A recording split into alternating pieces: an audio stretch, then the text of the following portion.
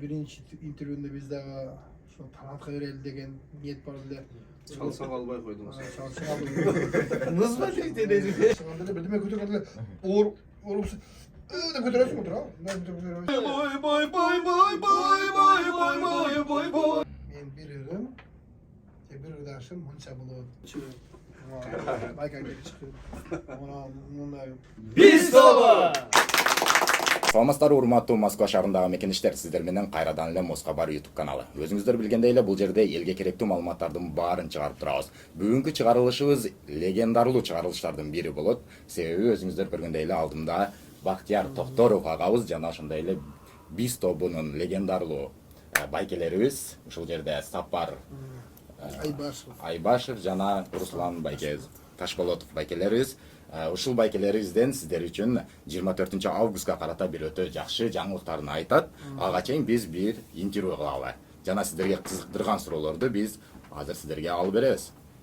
Саламатсыздарбы? Кандайсыздар? Жакшы келип алдыңыздарбы? Кыйналбай. Кыйналбай келип алдык, жакшы. Москваны айланып бүттүңүздөр. Айланып бүттүк, азыр тагбакты көрүп, телебашнага бардык. Ленинди көрдүк. Ошол. Красный площадька барып, Ленинди сүрөтүн көрдүңүз. Мен саркабагын көрүп келдик.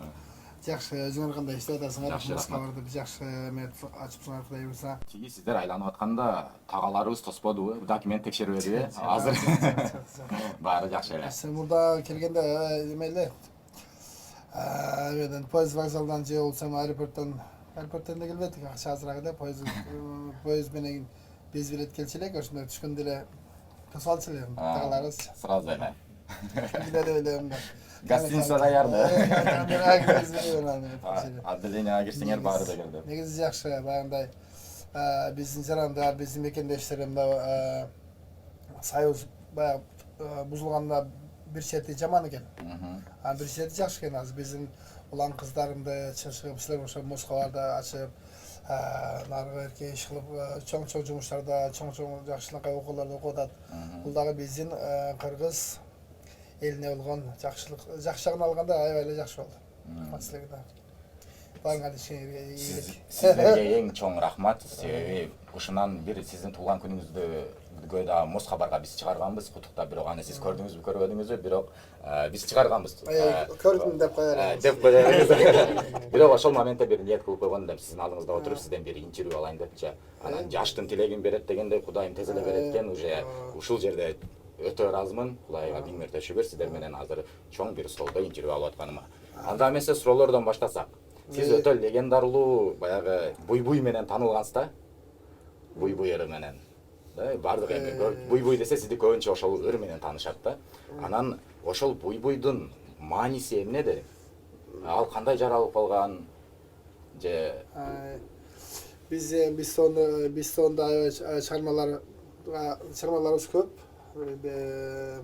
500ден бир 300дөн ашуун чыгармалар бар. Мурда кайсы ырды чыгарса ошентип ырдын аты менен аташчу. Акырындагы ырларыбыз буй-буй болуп калды. Азыр буй-буй байке деп эметип калышат. Буй-буй деген эле мындай эле нанай деген сыяктуу эле бул кайгы капанын баягындай ошонун звугу десек болот. Ошондой эле. ошонун коштосун. Ошонун. Мындай шаңды болсо лалай дейсиң го. Мындай шаңды мындай кылса, баягы ыйлаган сыяктуу крик туши деп койсо болот. Орусча түшүнөсүңөр да. Сөзүлүп калды. Москва бар келди. Жарым орусча, жарым акырча. Негизи бизде ушундай да, биздин тилибиз ушундай да. Өтө бай орусча, кыргызча, өзбекче аралашып сүйлөп беребиз. Жакшы. Анан сиз только ушул чыгармачылык менен эле алектенесизби же кандайдыр бир дагы башка иштерди кыласызбы? Бизнесиңиз барбы, кандайдыр бир? Биринчиден саламатсыздар, урматтуу москвалык мекендештер, баарыңыздардын ишиңизге ийгилик. Эми суроо боюнча мына бизнести мен мурда көп айтчу элек. Бул ырдоо бизге бул хобби сыяктуу.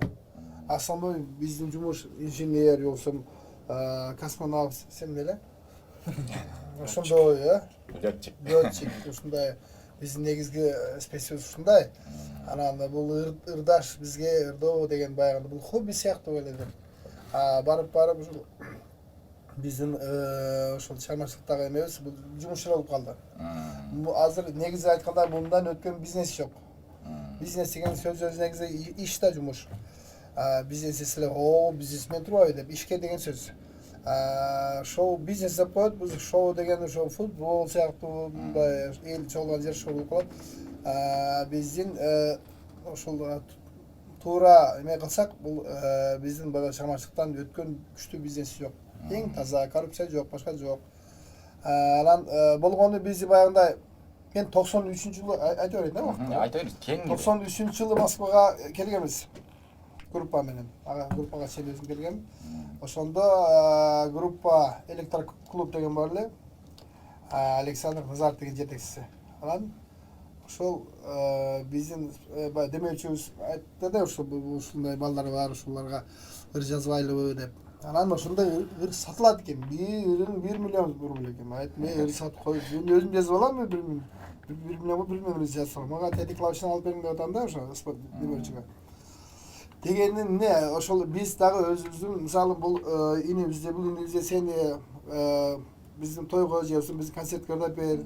Анан канча болот десе айта албайсың да. Ошону дегенде бул дагы ошону сатып үйрөнүш керек экен. Мен бир ырым, бир ырдашым мынча болот деген уйласың да мукат. Ошондой эле бул биздин баягы чыгармачылык деген бул бизнес десек болот. Ошону убагында баягы мынча деп сата алсак, кандай биздин жашоо болот. Биздин баягы ырдоого баягы мотивациябыз күчөйт да. Бир айылдагы бир аңгер сыяктуу да. Бирөөнүн баласы аппарат алыптыр да, айдачы. Анан микрофон кээде иштей калат кеш. Bir деп баягы бастырмандасында аппаратты олошсаң Айшатасы келип тура берги досуна келип, бу Айшуз, ого, бул музыкант болуп ырчы болуп кеткен турбайбы десе. Bir деп турат экен жактачы. Раз bir деп десе дос айтып коет, ой, ушул аппараттагандан бери дейт, 1-2 болуп атат. Кече жумуш жүрүшпөйт дейт экен. Тойго жагы эле болтур Айшеке деп ырдап берет анан тыйын сурабайт экен деп сөйтүп. Ушул аппарат алгандан бери ушуну иштегенден баштап 1-2 болуп атат деп айтат. Анан сыңары биз дагы ушундай Москвага келгенде мынчага барабыз, мынчага келебиз деп тартынбай айтсак, биздин чыгармабызга дагы өзүнүн немегибизге да жакшы болот, жашоого да жакшы болот. Ошонун артист бекен дегенде эме, артист деп бул деле профессия сыяктуу экен. Мен мурда хобби деп жүрөчү элем. Ошол бир эле сурооңо көп эле жооп бердим, кандай болду? Өтө толук жакшы суу. Айландырып өзү көп интервьюда сиз мынтип айландырып өткөн экенсиз. Айландырып кээде айландырып кетип калам да. Кетип каласыз уже. Кайсы суроо эле деп атам. Өтө сонун.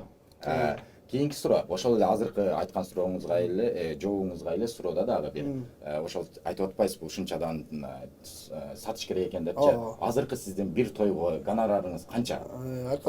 Ар кандай? Примерно канчадан канчага чейин? Примерно бегерден 500ге чейин деп Алина жегез айтып берди эле. Кымбат эле болуп калды азыр мындай. Ошол туугандарга бекер арасында мындай орточо $500 десек болот. $1000 десек болот, орточо мындай кымбат. Баягы клиентке карап эме кыласың да. Анан бир мындай чукунаак жер болсо, же бир организация болсо, бюджетный организация болсо, арзан метесин.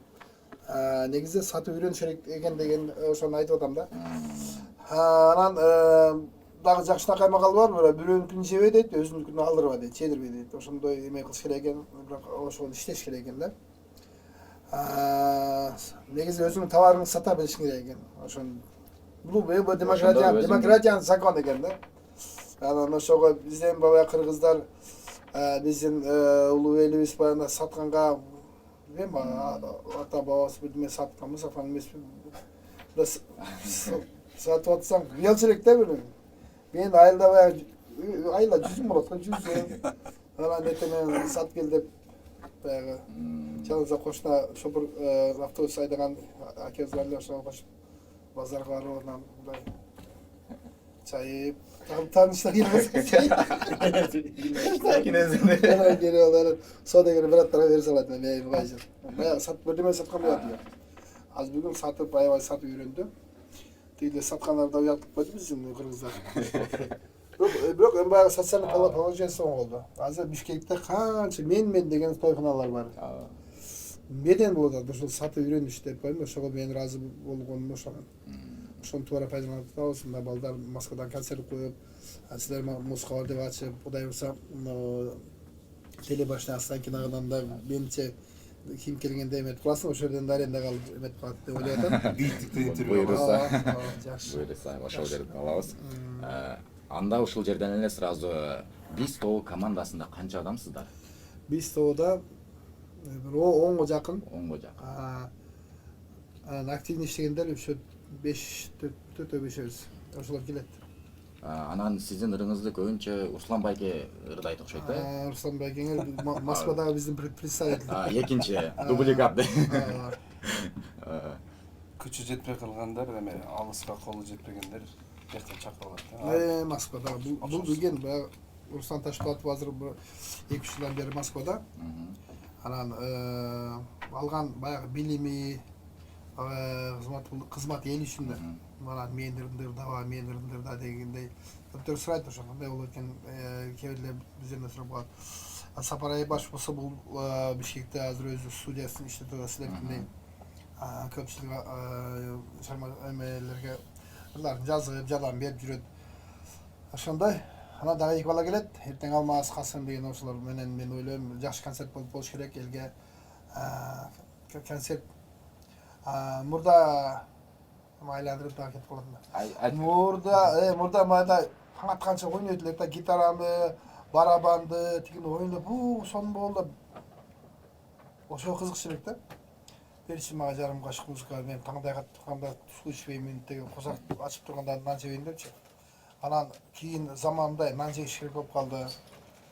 Арендасы канча экен, көтөрө алабы жол киресинен нары бери деп азыр бүгүнкү концерт уюштургандарга да ошол жерден силердин мегерден айтып кетели. Уюштуруучуларга чоң рахмат. Ушул биздин жол киребизде бул жака обратно жатаканабыз Чапай Нарбелдин баарын көтөрүшүп бизге шарт түзүп берип атат. Ошондой шарт түзүлсө мен ойлойм сахнада кенен жакшы концерт ырдап элге музыкалык баягындай жагымдуу жырларды эметип музыкалык тамак тартуулайбыз деп ойдом. Рахмат баарына. Эми келип бериңиздерчи дагы. Баарыңыздарды анда 24-августта азыр аны дагы акырында айта кетебиз. Азыр болсо дагы кийинки суроолордон бири айта кетейин бул жакта. Руслан байке. Лично Руслан байке. Бактияр Токторовдун сиз ученикисиз, сиз деле Сапар байке ученикисиз. Жанагындай өзү командада баягындай шеф деген шеф да. Сөйтө кече анан сиздерди урушабы, урушпайбы? Чындап айтыңыздарчы. Ушулар жол берсин.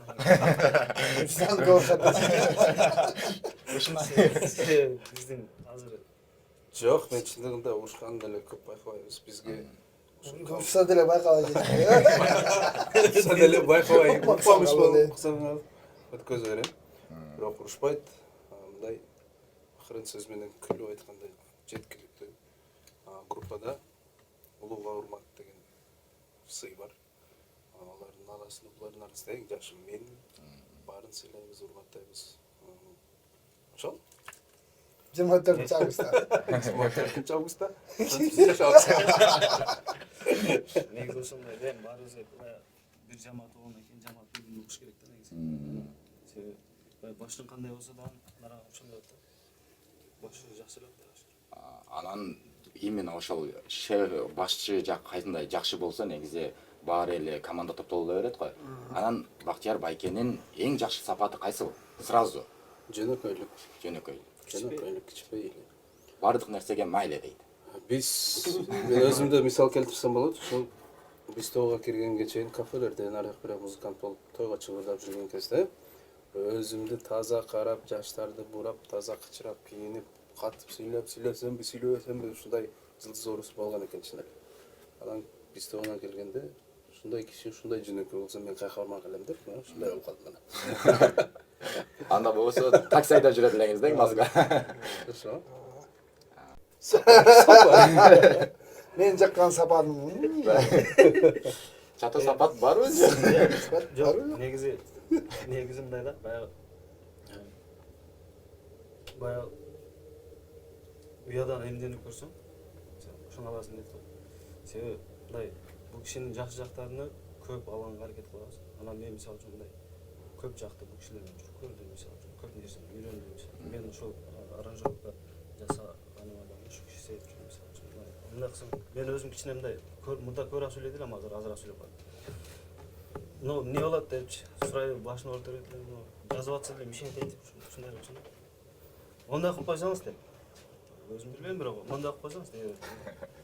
Бирок баягы бул жакта адамда эме болуш керек, калуу болсо нерсе болот экен. Бирок эми жакшы жактары эмне? Жакшы жактары адамдык сапаты, мисалы үчүн мен үчүн аябай жакшы. Өтө бийик деңгээлде деп айта алам. Баягы адамды көзүчө эмес. Көзүчө деле айта берем. Мынакей урматтуу мекендештер, өзүңүздөр көрдүңүздөр, Бактияр байкебиз өзү өтө жөнөкөй экен. Анан биздин интервьюга дагы өзү келип, мындай биздин студиябызда өзү уктабаса деле ушунча убактысын бөлүп, алтындай болгон убактысын бөлүп бизге келип бергени бул жөнөкөйлүк. Бирден лайк басып коюңуздар дагы. Анда дальше биз өзүбүздөн дагы бир аз эле суроолор калды. Ошондон кийин бүтөбүз. Кийинки суроо. Сиздин баягы сиз уже көптөн бери чыгып келесиз да. Анан популярдыгыңыз мындай жоголбойт да. Всегда номер одинсиз любой жердечи. Ошонун сыры крашсыз да. Ошонун сыры эмнеде? Мындай совершенно секретный нерсени ачып коюңузчу бир. Чындай эле алдыда жүрүш, элдин оозунда жүрүш мындай жакшы болуп жүрүш кыйын. Жакшы болуш бир пасса болсо жакшы болуп жүрүш асаса. Постоянно. Эми элдин оозунда жүрүш, элдин назарында жүрүш аябай кыйын. Бир гана жөнөкөйлүк менен, бир гана өжөрлүк менен, бир гана дагы бирге менен тыйын менен элдин оозунда жүрүш кыйын негизи. Мен ойлойм, иштеш керек, иштин үстүнө болуш керек. Мындай жөнөкөй болгон менен иштин үстүнө серьезныйбыз. Мындай жалжактаган менен иштин үстүнө серьезныйбыз. Туура ырларды пачкалап чыгарса болот. Эшелондоп чыгарса болот, бирок элге караш керек, элдин баягындай табитине, мактанып кетейинчи. Ошо элдин баягыдай негизи биз башына чыкканда эле биз өзүбүз баягындай кыргыз эстрадасын өзүбүз баягы көргөн элек да. Анан ушундай чыкса, музыка сон чыгып туруп ырдагандар деп кетет, деп коебуз. Анан ошондой элдин баягындай суусунун кадыр атаган ырлар чыгарыш керек. Эл күткөн кыймылды жасаш керек. Балким ага болбойт, мен деп эле ошону жасаш керек. Артист болдуңбу, ошондо баягы сахнада артист болуш керек.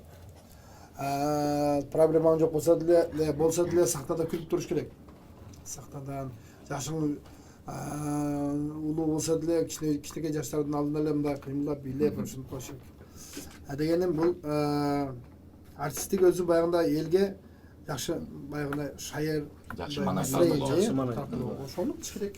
Ошону кылсаң, Кудай буйрса, ошондон ырахат аласың. Чындап ырды сүйгөн болсоң, чындап элге жакшынакай маанай тартылбай турган болсоң, сен ошол кесипти сүйөсүң. Сен ошол кесипти сүйсөң, сен ошол кесиптен ырахат аласың. Мынча акча болуп калдыбы? Мынча адам келдиби дебейсиң. Баягы канча адам келсе ошондо ырдайсың, ошондон ырахат аласың. Сыры ошондо деп ойлойм. Любой эле жумуштун сыры ошондо. Машина айдайсыңбы, дагы кандай иштер бар эле? Летчик болосуңбу? Ошол жумушту сүйсөң, мисалы ошол кызды сүйсөң, ошол менен бактылуу болосуң. Жаш өтүп калабы, 2 төрөйбү, 3 төрөйбү, жака барабы. Сен ошол кызды же ошол кесипти ошол менен жакшы көрөсүң. Анан сүйөсүң. Сиздин баягы ырдап атканыңызда бийиңиз дагы бир өзгөчө да. Аны сиз өзүңүз ойлоп тапкансыз. Аны эч ким дурай албайт да. Азырга чейин эч ким дурай элек болсо керек. Дурайт. Просто Бактар экенде жаш кезинде Брус Лини көп көргөн да, ошон үчүн кызыгып. Брус Лидей болду. Күнү. Сиздин кумириңиз ким? Иә. Кумириңиз барбы? Толтурады. Мен өзүмчө чыккан жокмун да. Баягы адам аганы көрүп инес өттөйт. Эжени көрүп сиңдес өт дегендей, ар бир адамдын образы бирөөнөн окшоштуруп, ошону копия кылып алса деле ошонун жакшы жерлерин алат. Мисалы, мына азыр бул жаман Москвада жүрөбүз. Орустардын дини баягы христиан дини го. Ошонун эмеси Иисус, Иса пайгамбар. Иса пайгамбардан сураптыр да. Дос сураганбы, же өлкөлөр сураганбы? Иса братан дегенби же. Бул сиздер сурап атканча Москвалар сураганбы?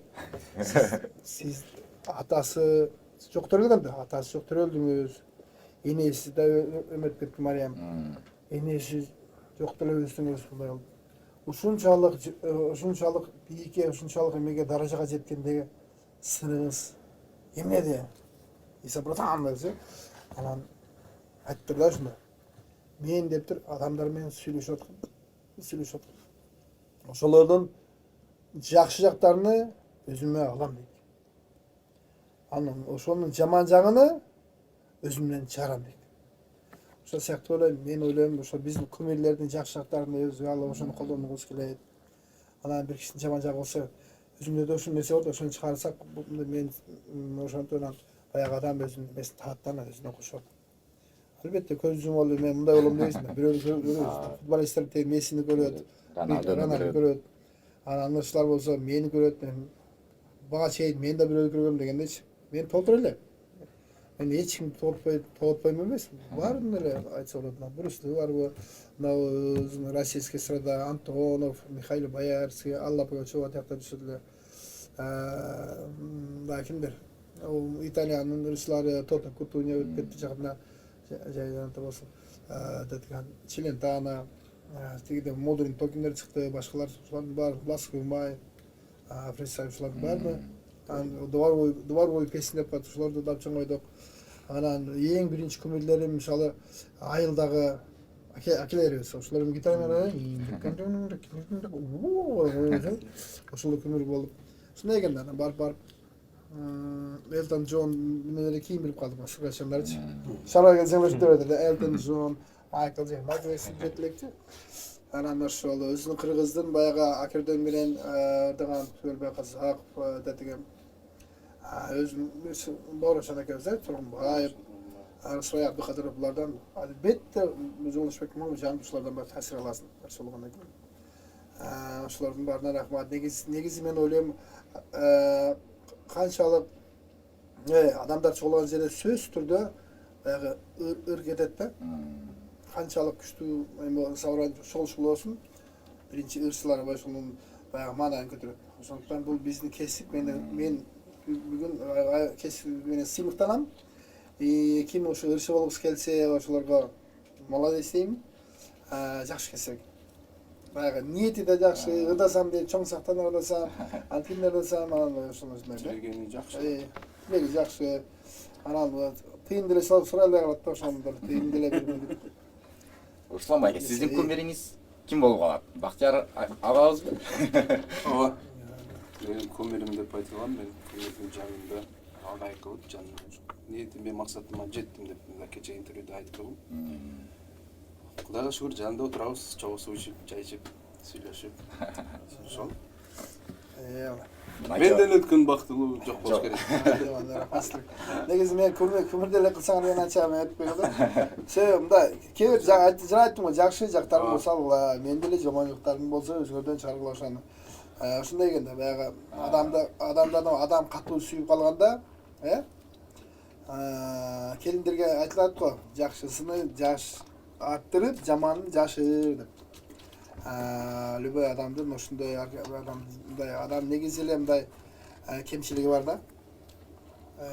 Субханалла дегенде Алланын Аллада эле кемчилиги жок. Калган баарыбызда кемчилик бар. Но ошону баягындай жашырып, эч ким жокпу деп анан кысыл светодон өтүп кетсе болот да. Анан элдин көчөлөрү өтүп кете берсең, машина түрүп кетиши мүмкүн. ушундай мындай тартипсиздиктен алыс болуш керек. Бирок эчим жок жерден мындай трассадан баягы эме пешеходный переход жок жерден өтүн келе берет го мындай. Ошондой өтүп койсо болот. Анан ошол да. Суу жакшы экен.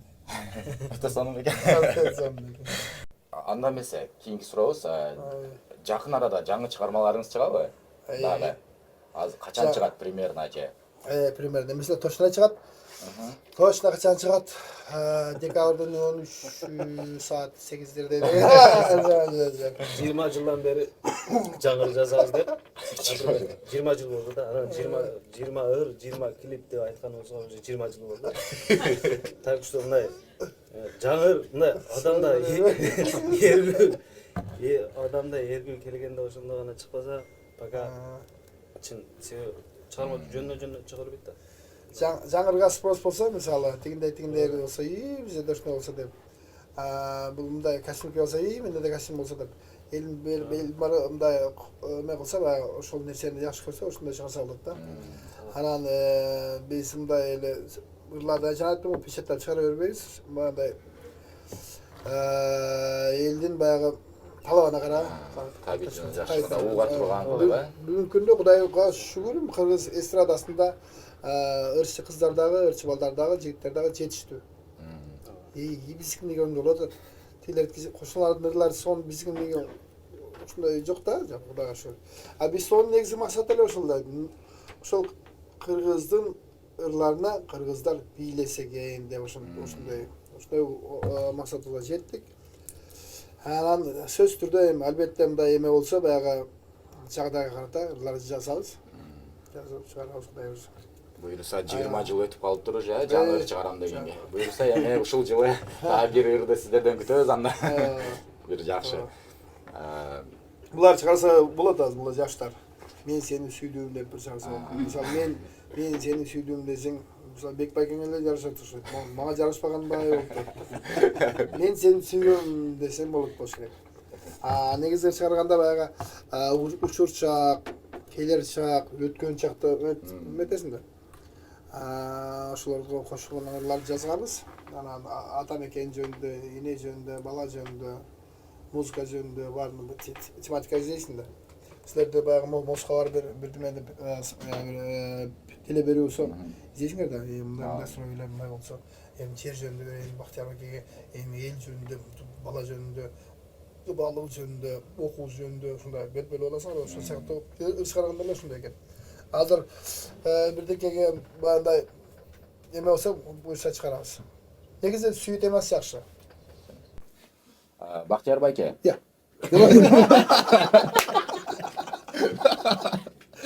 Суроолорду артка кетирип.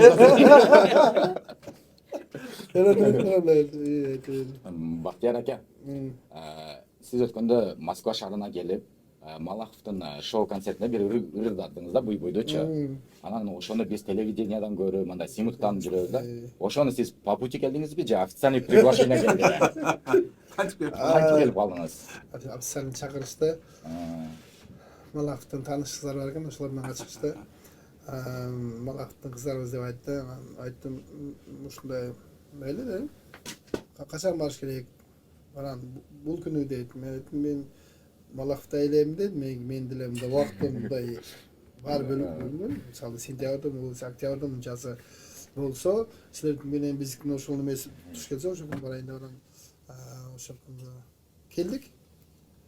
Чакырыш сөздөрү баягы YouTube'дан тепкаттар башка улуттун мелдер өкүлдөрү да просмотрлор көбөйгөн экен. 10 миллиондон ашканбы. Анан чакырышты. Ага чейин өздөрүнүн официалдуу бир оператор менен бир жигит эмес, эки представитель Бишкекке өздөрү барышып, анан мен айттым, мен үйдү көрсөтөйүнбү же Дашаныбы, же бир достордун үйү бар, крутой достордун, ошонун үйүн көрсөтүп коеюнбу? Жок, Даша эле деп, Даша атам бийлеп кетти, ал кезде тирүү болчу, ата-энени эметип, анан Дачада тартып, ошол айылдыга дедим да, Дачадагы эмелерди. Анан бул жака чакырышты, өздөрү билет алышты, өздөрү күтүп алышты, өздөрү гостиница аябай жакшы эметип, тосуп алышты. Анан ошо передачага барып, мен айтты, ушул предпоследний дайсыңар деп. Чейин Батыр экеңиз отуруп калбай дейт, отуруп өттүм. Анан байкабай эле отуруп өттүм ошондо аралап. Биринчи эме айтып аттым баягы, жалаң эме биринчи жолу кандай болот экен деп, орусчамда төгүн кылабы деп. Анан башында отуруп эле аралашып чыгып билеп отуруп унутуп калдым мен. Кыргыз экен деп унутуп калдым мен. Же алардын орус экен, алар унутуп калды ошол отуруп предпоследний ошо чатыртып песня буйбуйду чыгып ырдап эме кылдык. Жакшы болду. Ошол кругдагы ошол Малаховдун теле берүүсү дагы айттым, ошол негизи баягы союзду эткен эл достугуну эл досун мындай бекемдеген жакшы передача экен деп. Ошол күнү мен катышкан күнү мындай 5-6 националь мээлер катышыптыр да. Аябай жакшы болду. Биздин передачаны ошол 2-3 күндө эле монтаждап чыгарып коюшту. А так бир ай 2 айдан кийин чыгарыш керек экен. Силерге аябай удачный болду деп эметишти. Жалаң жакшыртагандар бар. Мен айттым, мен келгенден болуш керек деп элейсиң деп. Ошо сиз ал жерге чыкканда мындай буй-буйду ырдапсыз да. Анан ошол жерде залда отургандар жарымы орус да. Как будто түшүнгөндөй эле бийлешти. Сиз менен бир багында. Ошо сиз эле тез чыгарта берген окшойсуз да. Ошондой.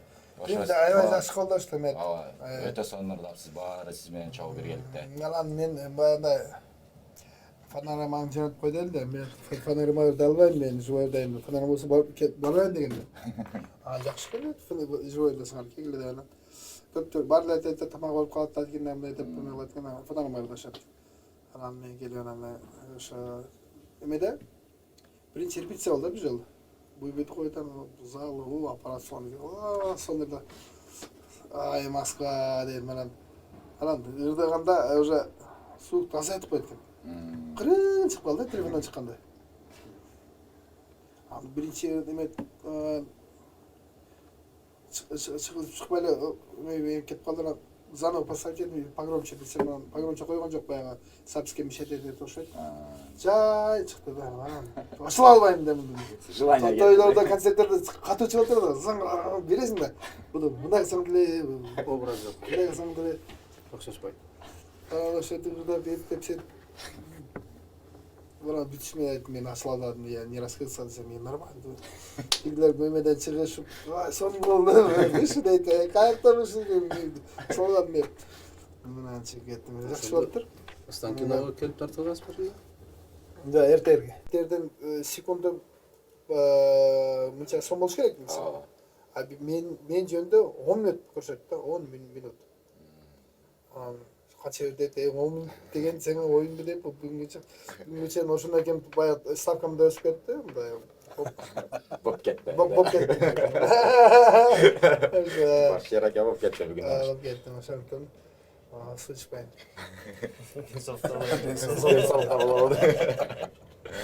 Чыксак Москвадан чыгалы передачаларга. Москвадан, тиги Малаховдон чыгалы. Биз дагы ошол Малахов менен эле бирдей эле кетебиз. Бизде деле 600 миңден ашык уже 700 миңге буйруса кетип алабыз. Анда живой голос дедиңиз, бир живой голостон бир жакшы общий листову менен биргеликте ырда бербейли. Жаңы бетешер.